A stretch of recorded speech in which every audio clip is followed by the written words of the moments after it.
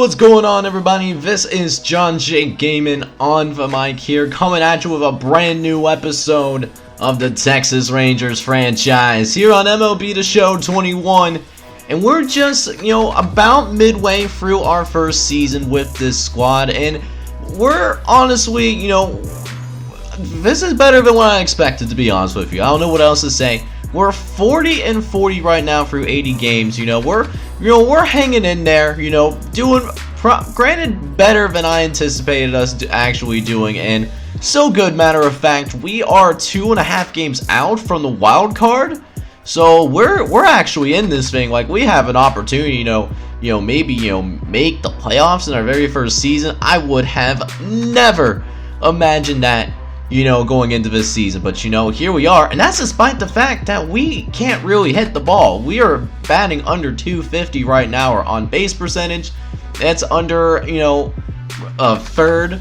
You know what I'm saying? What's really keeping us in it though is that ERA. Team ERA is a 3.3. That is really good considering we are in the American League. Like that is insane. Like, actually, I would not be shocked if we, check out the earned runs, and look at that. We're actually in the top 5, all things being considered. Rick Slade, and that's with Rick Slade leading the way. A lot of these guys ahead of us, they have, Mets, for example, have Jacob deGrom, who has a 99, who's 99 overall. They also got, the Twins got guys. LA Dodgers, they got 2 aces over there. Yankees got an ace, and Jarrett Cole, like our rotation, it doesn't make sense. It really does not make sense to me whatsoever. But we're here and we're doing it, and I can't help but feel good about that. We are meeting those expectations and then some. But as for us though, we're getting ready to get within next we're a couple weeks out from the All-Star break, and one thing that I do really want to do is try to go ahead and try to finish this All-Star break strong. So it's going to be a good one. Make sure you smash that like button, as well as hit subscribe if you happen to be brand new as well. As we find ourselves, there is our first trade, and it looks like Jose Abreu was acquired from the Chicago White Sox. He was traded for, Matt Barnes and Ryan Brazier. So a couple of, older players, try to maybe get some expiring contracts, because they maybe realize they aren't going to compete. As we try to keep things alive here, as we get our first, critical situation. We're playing the Detroit Tigers. We're down 9-5 right now, but the Shields Jr. currently is rocking an 11-game hitting streak, and it's right now on the line. This could be his last at-bat, so let's see if we can go ahead and try to help this man out real quick before the All-Star break. So let's see if Delano DeShields Jr. can keep the hitting streak alive. He's actually coming into this ball game, with a good 10-11 games right now. So, I mean, the man's been on a roll. He has some good speed and definitely has a good MLB future with us for sure. But let's see if he can actually live up. But he takes the strikeout, though. You absolutely hate to see it, as the Detroit Tigers, they're probably going to go on their way to a 9-5 win here, unless the Shields Jr. has something to say about it. But grounds out to the third base side is not going to be an error that's going to bail us out. And the Detroit Tigers, man, right before All-Star break, get a win on us here, winning this one by a score of 9-5. So, unfortunately, we cannot keep the hitting streak alive for DeShields Jr. And that's, amidst some, some tough stuff that we got going on here. We're kind of losing our touch a little bit. We lost 4 of our last 5 games. We're now 4 games, below 500. Make that 5 games, above 500. So it is what it is. But we gotta find a way, get through this thing as we get another major injury. Speaking of which, DeShields Jr. fractures his wrist and he's out for a month or at least 2. So that's that's a tough thing to deal with as well. It is what it is. But We got the Futures All-Star game. One of our guys has an All-Star players. Absolutely would love to stop, so that we can, see our sales. I'm curious to see, who we have, selected to these All-Star games, whether it's the Futures game or for regular All-Star game. We should have one in both. Alright, so it looks like, we have somebody in the, the AA All-Star game. That's kind of weird. See if we can, alright, so we are here at the MLB All-Star game. For some reason, like AA game, I thought we had somebody, but I guess we didn't because it was like all CPU guys apparently. So we are, we're gonna go ahead and get this thing rolling here. Let's go, baby. All-Star game. Let's go ahead and try to player lock somebody. See who we have that made to the AL All-Star team. Who are we looking for? Alright, so for some reason, I can't seem to find our guy who made it onto the AL All-Star game. So, what we're gonna do? We're just gonna go ahead, we're gonna go ahead and just, at least, quick manage the All-Star game. Do something like that, and then, see if we can go ahead and at least figure out who our guy is. We have to have somebody, on this roster, Alright, so we found, who our guy is in here. Chris Davis actually was the one that made our All-Star game, All-Star team this season. He's been having a pretty nice year, 18 home runs and 57 RBIs. I think he is the only player to make the All-Star team. I guess he's our designated All-Star. Welcome to the squad, by the way. Love to have you on, obviously. So, we'll go ahead, we'll at least, we'll see what we can, do here. Right now, it's all tied up at 0 apiece. Although NL actually, with a 5-0 lead here, we just kind of really struggled to go ahead, and try to get something going here, generally. But it is what it is, though. Alright, so we actually did not see Chris Davis in the game, unfortunately, which does really suck. I thought we would be able to get in there, but it didn't happen, unfortunately, and we actually lost 5-7. So only thing left to do now is just go ahead and simulate the rest of the month. Although what we can also do as well, we can go ahead and do a quick check on the AA roster. See what's going on. They actually, playing right after, not really much of an All-Star break, but, we'll go ahead and, see if we can play this game, see what our AA roster is made of. Let's see what they can do. But actually, while we were simulating so that we can get our custom recruit in, we actually found out that the AAA All-Star game is today. So, we're definitely going to get in on that. We will not miss out on all 3 All-Star games. We can't be having any of that. We do not have anybody, that, made it onto the player lock, unfortunately. We can't player lock any of our guys. So, I mean, that just has to go, as, motivation for us going forward. Just prove them wrong, man. Just to prove them that, these are, that we're capable of, doing some things. But I guess we'll have to go back, play our AA game here, play up against this AA team in the Springfield Cardinals. It looks like Jacob Miller is on the mound, so we'll at least go ahead and check him out. So let's go ahead now and check out just how the AA team is doing, since we accidentally skipped our All-Star game. Kind of felt bad. So, we're going to give these guys a look. And Jacob Miller, one of our custom prospects down here at the AA level, he is getting the start here today, but, he's doing a really good job so far. He's already, 4 innings in, hasn't allowed a run here just yet. It's been a really good look here as Jacob Miller does get that first out of the inning. And we'll be dealing with Malcolm Nunez at the plate now, the 7th batter in the starting lineup for the Springfield Cardinals. I believe this is the AA affiliate, but he's going to go ahead and take it for a ride. We mistimed the jump, though. And that's how the first run of this game is going to come across. A solo shot to left field. Ironically, the first home run of the season for Nunez. As Joel Marquez now comes up to the plate here as Jacob Miller does try to go ahead and try to prevent any more runs from coming across the plate, and we do get a nice ground out to the pitcher, but damage has been done. The first run of the game has finally happened with that solo shot from Nunez. Other than that, though, Jacob Miller has been doing a really good job, only allowing 2 hits, but starting in the next inning, though, Jacob Miller does seem like he is getting into a little bit more trouble here. Up to this point, has got an 0-2 count. We do get the grounder to the pitcher. We get the out at second, but it's not. Well, we actually do get it out in first. You'll love to see it. We get the double play. That does help out the cause quite a bit. We get 2 outs here, but there is a runner on third base, and Ali Sanchez is at the plate.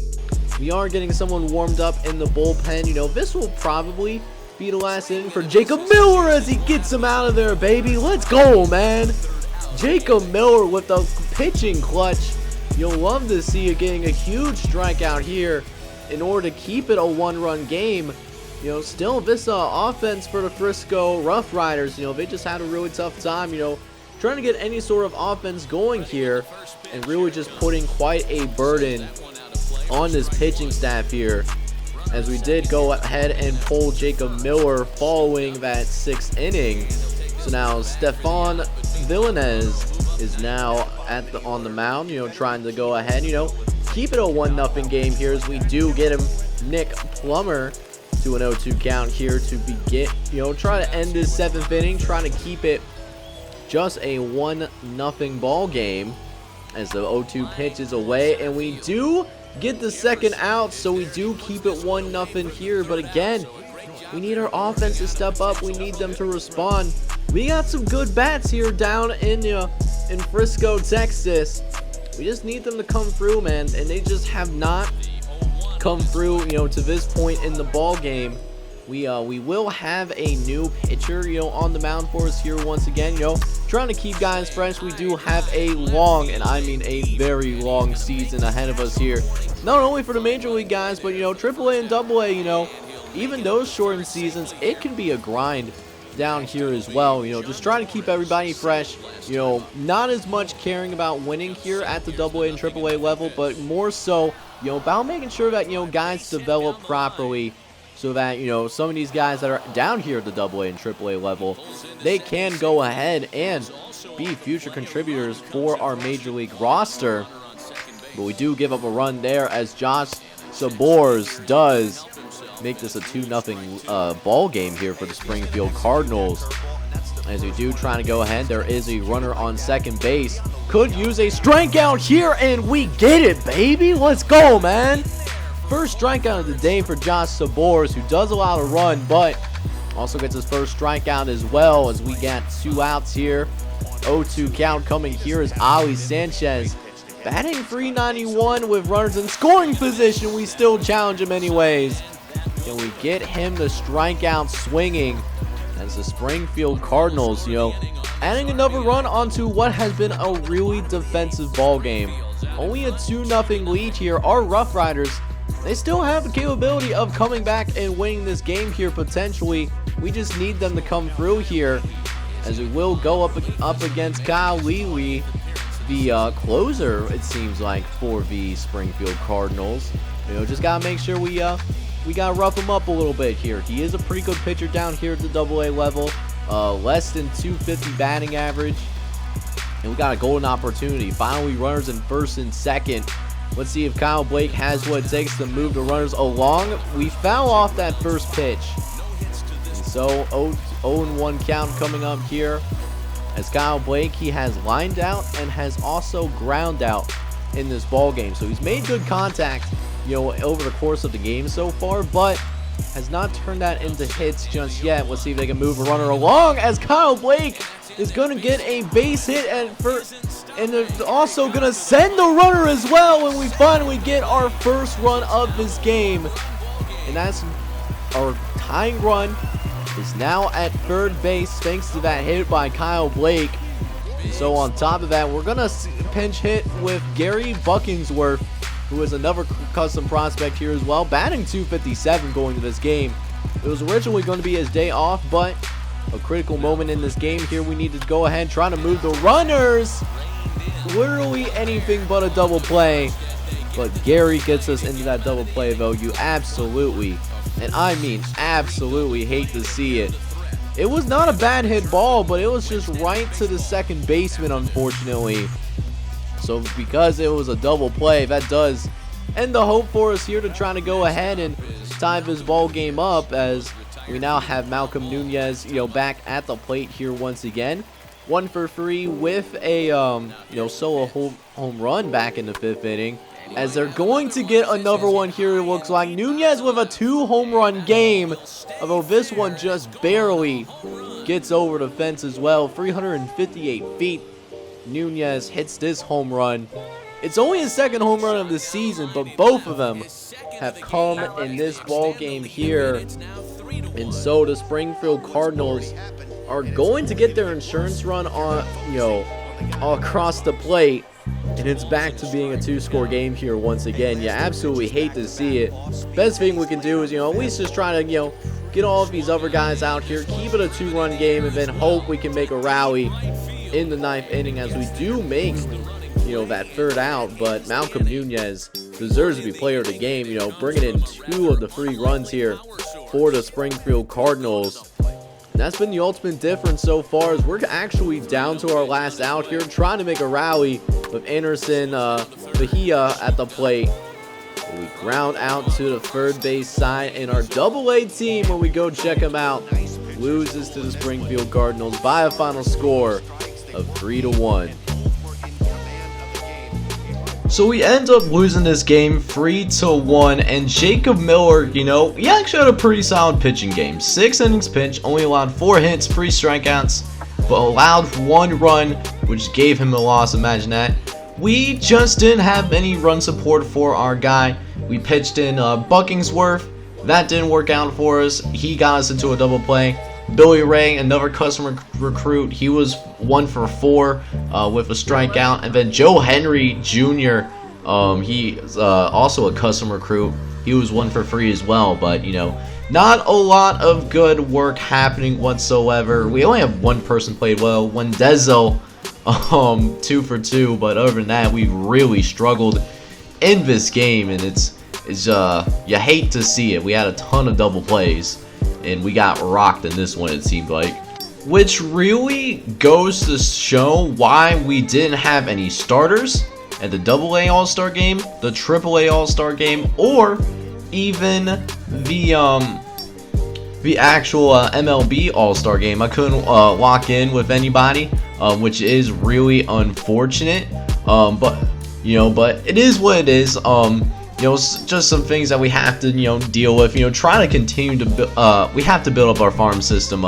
We just didn't have that going for us whatsoever. As we are now getting ready to go, we're 44-49. We need to go ahead and make some decisions for ourselves. What we really want to go ahead and work with going forward. So we have quite a few guys that that we could extend. I definitely want to extend Rick Slade. He's only 26 years old, 77 overall. He's 6 for 7, but he has a solid ERA. He has a pretty okay rookie season. So we'll go ahead. We'll extend Rick Slade. And the nice thing about Rick Slade as well is that we only need to give him like an $8.5 million deal, and we could probably probably give him a little bit less. We'll do $7.8 million over 8 seasons, and we're able to get him to sign, which is really nice to see. I definitely want to sign our younger players for sure. Going forward, as we'll go ahead and sign Jonathan Hernandez now. We'll sign him for 2 years. $1.2 million. These are good deals that we can make. David Dahl, he's 27 years old. He's a 76 overall. We can go ahead. We can extend him. He wouldn't really bring much to the table. He's batting 207. So like last 2 years, he has really fallen off. I'll have to sit on that one. Joey Gallo, he's a 90 overall as of right now, and he has a really good arm, but that being said, he's only batting .237. It's above his career batting average, but I mean, man, you know, it's hard to justify it sometimes when, you know, he hasn't really done a good job of like batting at the plate, and you know, he's had a couple of good home run seasons, but you know, 2019 he only had 22 home runs, 10 home runs with 57 games, you know, and this season, you know, back up to 19 home runs. I might actually trade Joey Gallo, to be honest, you know, to get the rebuild going. Same thing with actually no, so Falifa is a little bit on the younger side, so I would like to at least try to go ahead and you know, keep him if we can, you know, make it happen. And he does decide to come back at the very least. Nick Solak, you know, same boat. Well, at least bring some of our younger core guys back.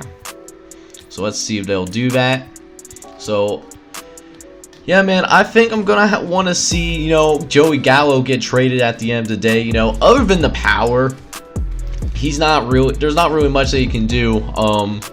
I'll have to see, you know, we'll have to put him on the trade block and see what happens. So we did go ahead and put we put Joey Gallo onto the trading block, you know, just to see what we can get to him. And we actually already have a trade offer. The Marlins are actually offering a trade. They want to give us Sandy Alcantara, you know, in exchange for Joey Gallo. You know, I'm looking at this guy, you know, 81 overall, B potential. You know, he can come in and at least be our, you know, our #1 pitcher right away. So that's something, you know, that I do really like to see. You know, ground ball pitcher, you know, and a stingy guy, limiting base hits. I do really like that as well. He is 4-8, but he also, you know, he plays for the Marlins, dudes, and has a 3.03 ERA. I'm actually going to go ahead and pull the trigger on this trade, because that could, you know, help us quite a bit, you know, going forward. So with that being said, Sandy Alcantara, you know, becomes our best pitcher that we have on the roster. And you know, there's definitely a possibility we actually might go ahead and just bring him back. And he's only asking for $3.5 million a year, which is really reasonable for us, you know. So I'm definitely cool with making that trade, to be honest. Let's see how the team does for the rest of the month, though. And you know, things aren't looking too great for us, it seems like. We are struggling a little bit. We are really getting the losses piled up now. We suck. There's nothing else to really like say about it. But yeah, we're now 10 games under 500. We are riding that struggle bus for sure. As we get to the you know, to the trading line, actually, and there was some trade deals made. The Brewers got Mondesi for quite a few prospects from the Royals. So that's something that I really like to see as well. We're 47-57 right now, so we're not doing too good. We fell down to 3rd in the ALS, and you know, we've really struggled as of late. You know, 2-8 in our last 10 games. September call-ups are next month, but that being said, we got the month of August to play with in next episode. If you enjoyed today's one, you know, make sure to smash that like button, hit subscribe if you're new. Hopefully this will lead us to a path where we can rebuild through the draft, build our farm system, because you can see what we got going on. We were disrespected. No stars at the AA, AAA, or Major League All-Star game, so I couldn't player lock. So we gotta get it right, man. We will eventually. It's just gonna take a little bit. I am gonna sign off though, and I hope you're all out there having a wonderful day. Take care, everybody.